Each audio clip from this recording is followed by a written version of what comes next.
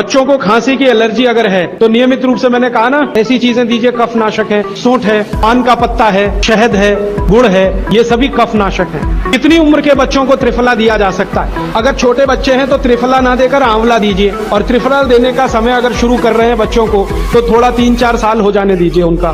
3-4 साल के पहले दे सकते हैं तो आंवला दीजिए।